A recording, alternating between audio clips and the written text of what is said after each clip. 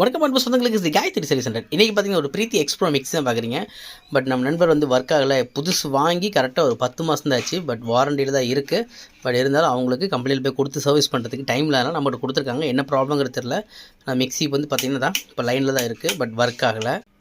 நமக்கு பார்த்திங்கன்னா இங்கே சுவிட்ச் ஆனில் தான் வச்சுருக்கேன். பட் ஆனில் இருந்தும் நமக்கு இங்கே ஒர்க் ஆகலை.